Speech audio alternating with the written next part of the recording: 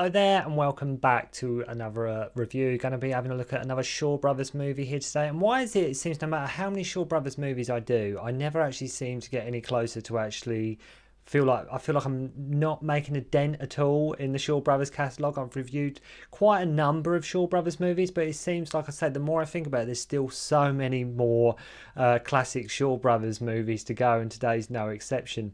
We're going to be having a look at 8 Diagram Pole Fighter here today, directed by Kar-leung and starring Gordon Liu and Alexander Fu Sheng. So, although a kung fu movie, this was one of the latter ones was the sort of buzz of the massive kung fu. I mean, this was made in, I think, 84, 83 time. We have Kara Hui here as well, and directed, like I mentioned, by Kar-leung. Although Cyrus is a very good movie, there is no reason this film may be sort of well known, and that's it makes the final film appearance from Alexander Fu Sheng, who died in a car crash tragically whilst making this movie. So it never got finished in the original way that Kar-leung maybe obviously had intended for the finished product, and of course it had to be rewritten with horribly what happened to Alexander Fu Sheng. So there's a bit of a sad, tragic cloud hovering over this movie, unfortunately. That does hang over, which is a real shame, but it shouldn't take nothing away from what is a great kung fu movie, and it really is. I think originally it was meant to be Fu Sheng and Gordon Liu versus the bad guys at the end, but was written to include Kara Hui instead. So I'd say this in many ways a bit of a last hurrah for the Shaw Brothers Studios. Times were changing. As I say, this was not done in 78. This was done in the early 80s, this movie. So I think it was 83, 84, around that time. So I say times were changing. Audiences would Hong Kong goers, they were moving into that sort of more modern day cops and robbers. I mean, you have to look at, like I say, Winners and Sinners was made that year and things like that. So that's what the kung fu, there were still kung fu movies happening, like another one like Yuen Wu Ping's Drunken Tai Chi, that was made relatively quite late as well. Films like modern day actions were very much in vogue, and the thing to do, this film could be seen as one of the last few cracks of the whip for the Shaw Brothers studio. But it's a classic Kar-leung vehicle, and as I say, Alexander Fu Sheng's final sort of film appearance here, Gordon Liu, and a lot of people do. It's quite high on a lot of people's list, this film, 8 Diagram Pole Fighter, and it's a great kung fu movie. It's just a shame. Although still brilliant, absolutely loved this movie. It's a shame we never, unfortunately, ever got to see, because of tragically with what happened to Fu Sheng, we never got to see what originally the film was going to be. So the film opens, and it's all about this showdown and battle at Gold Beach, right? This is where the film sort of opens. And this film opens really epically. It really does. We meet the Yang family, and it's been foretold that they may lose a brother. They have 7 sons and only 6 return. Worth mentioning, we have Lily Lee here as the Yang clan's mum, always remember from Young Master. If you remember in Young Master, she's the one who fights Jackie with the skirt. So it all comes down to this guy, and his daughter is the Empress, and he tells her that a 3rd brother was killed and wants the Yang family wiped out, basically. So we go to this ambush of the Yang sons at this battle, and you look at this, you look at the way this film opens, right? And it's a fantastic shot from Kar-leung here, and it just pans across, right?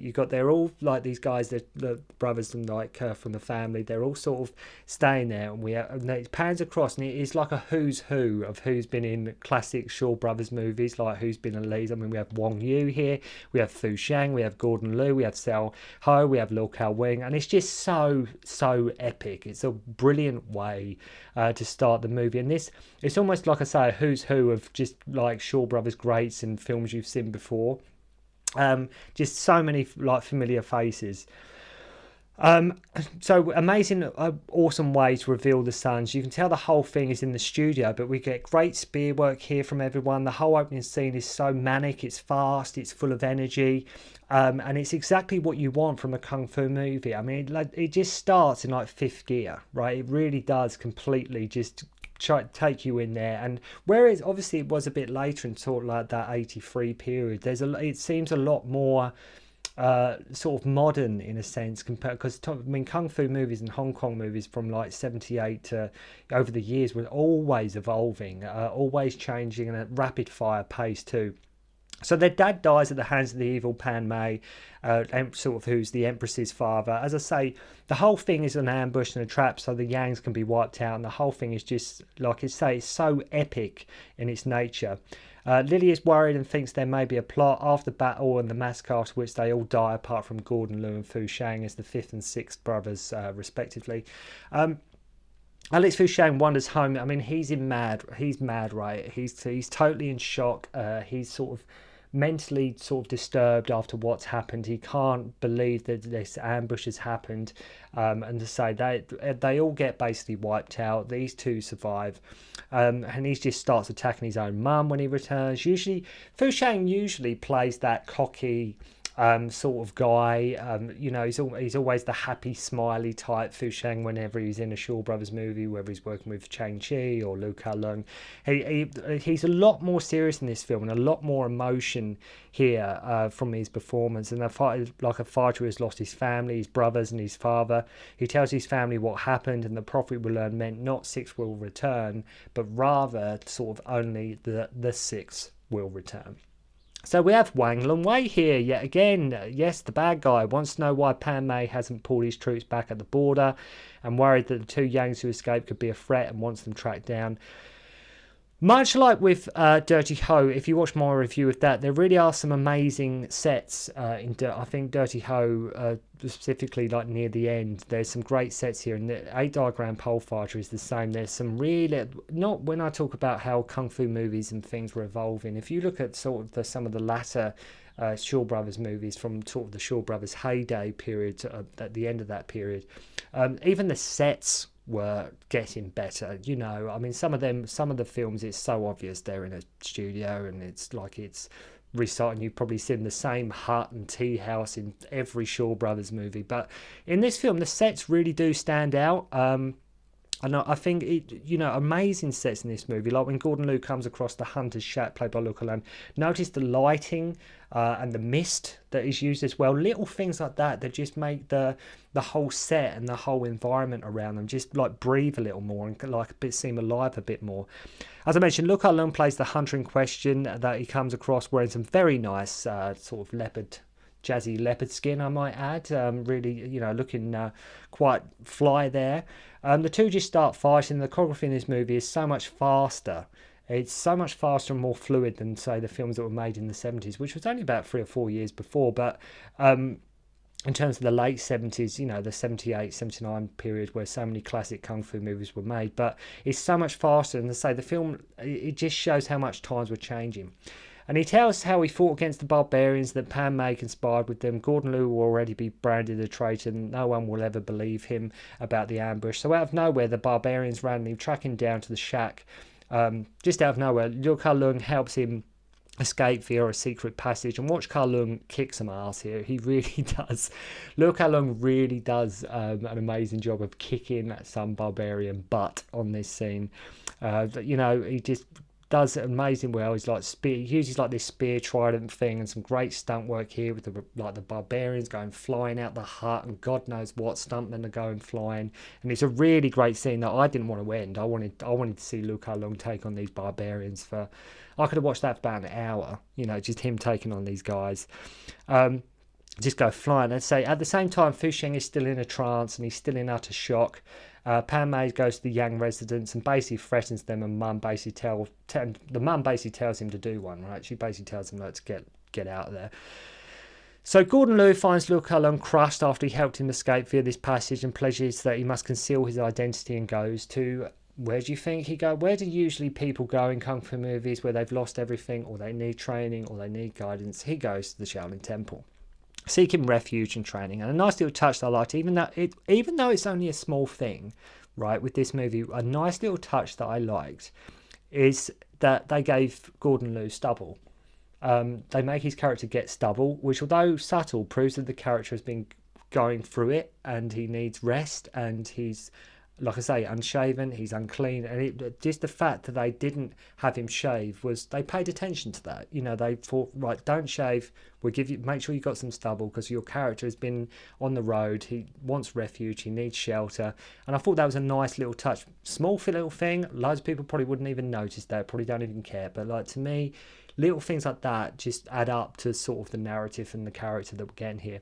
So we have Philip Ko here playing the Abbot, who has been in so many movies, acted with Sammo, Yun Bu, etc. And at first he doesn't believe Lu is a Yang child, as he's removed all his family's spearhead from his weapons and that he is full of malice and can't take refuge in Buddha.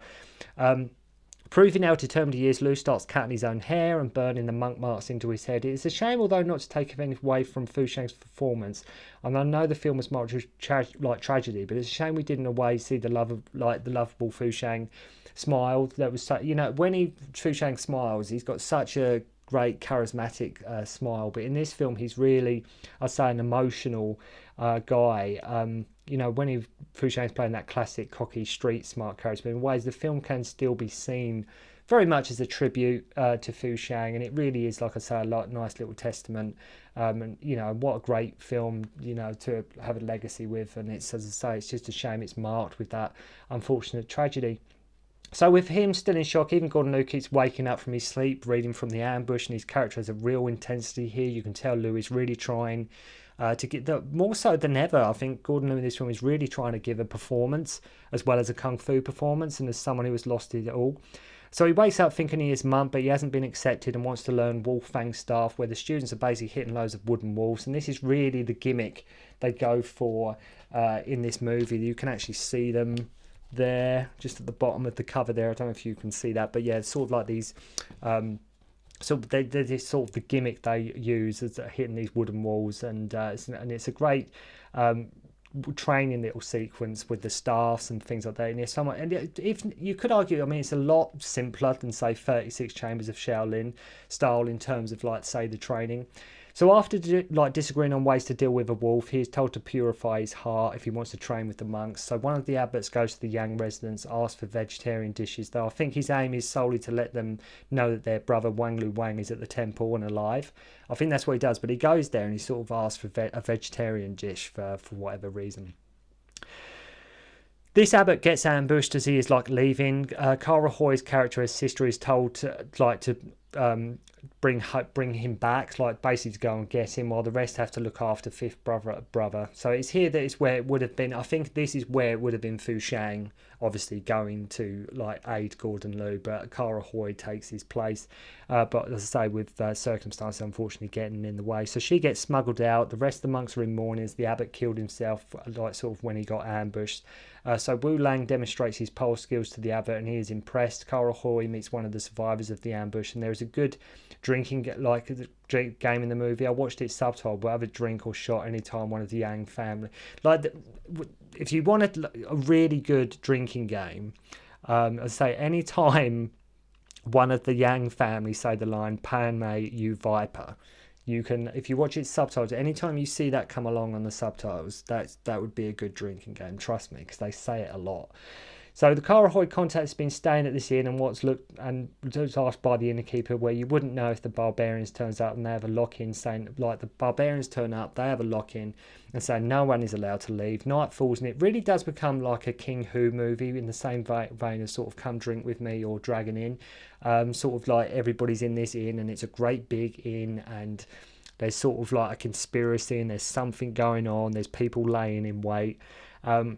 They try to smuggle Kara out in this coffin, but she gets found out and caught. One of her allies escapes and goes to the temple. The whole idea is they keep her hostage, as they know Yang will come and save her, basically. So she goes and she meets one of the people from sort of the ambush, and they try and smuggle her out of this inn, and they know that Yang, Gordon Liu's character, will come and save her.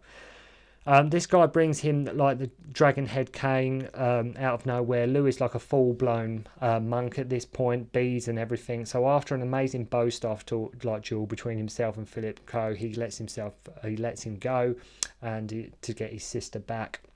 And the ending is it's a great setup. It's a wonderful. It really does work in the way it builds to this scene at the end. You don't feel like you've got there just because, it really does. There's a reason why we're there and what's going on. And like I say, Gordon Liu, when he's sort of in his 36 chambers sort of Santee like sort of monk outfit. That's the Gordon Liu we all know and love when he's got that sort of vibe going on. So this monk goes to him to take on the bad guys and get his sister back. I mean, what more do you need, right? And I love how he approaches with like a cart of bamboo poles and just starts launching them at the enemy, fighting with them. He just comes along with this cart of these bamboo and just starts like throwing them at, like just hitting them flat, and they're going at the bad guys, and it's awesome. And he starts firing with them. Great set 2 inside the inn with the coffin stacks and like 50 people on the enemy team all towering over him. Great set, and like I mentioned, it's a great finale to the movie, and it's not that it doesn't feel gimmicky either. It really feels like I say we got here, and the film's followed a quite a strong thread throughout. Even at one point giving Kara a piggyback and fighting with her on his back at the same time. And this isn't just like, you know, in this movie, it's not like just one attacks him at a time. No, they're attacking him all at once in this movie. You know, like in a lot of Kung Fu movies, as I've mentioned before, there's a lot of people sometimes standing around in the background doing nothing. But here, you know, it's just like I say, they all attacking him. It's probably one of the most full-on Kar-leung fight scenes you will ever see for intensity and sort of, it really is a powerhouse of an end fight. It really is absolutely incredible. Don't get the usual loads of guys in the background doing nothing, as I mentioned. Then the monks, and what's so awesome is the monks and the abbot come in as well to help. Love how the barbarians all get their teeth smashed in as well, and you watch how many of them get their teeth broken in this movie. Like the whole thing at the end is like there's the barbarians just getting their teeth smashed and teeth falling out and everything, and it's just awesome. Lou's like, if you know, Coe's like, no, all we have to, when he says to Philip Coe's character, like, aren't you breaking your vows by doing this? Aren't you, you know, isn't this going against sort of Buddha and the Shaolin Temple's ways and means? And he's like, no, not really, because all we're doing is chasing away some wolves, you know, because the whole idea is like where they were training with the bow stuff with these like wooden wolves. That's just the analogy he uses for dealing with these barbarians. Even at one point, of one of the monks getting a barbarian's teeth stuck in his head, and I love when Wang Lung-wei is beaten, he holds on to Pan Mei to make sure he gets his comeuppance as well. Like Wang Lung-wei gets beaten, he hangs on to, like I say, Pan Mei to make sure he gets his just desserts as well, and he gets a beat down too as like the main instigator. Liu sends him flying headfirst into a coffin, so after beating them, Yang Wu Lang, I think his character's name is, Gordon Liu's in this, wanders off, and he won't return home. He just sort of wanders off, and he won't turn around saying now like the world is his home.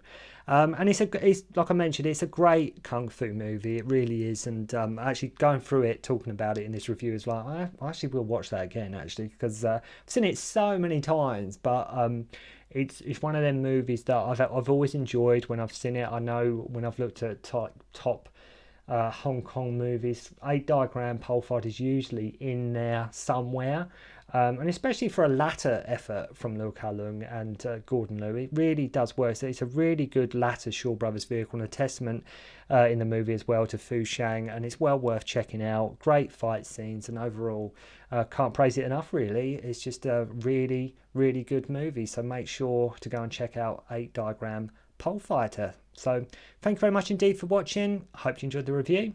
See you soon. Don't concentrate on the finger or you will miss all that heavenly glory.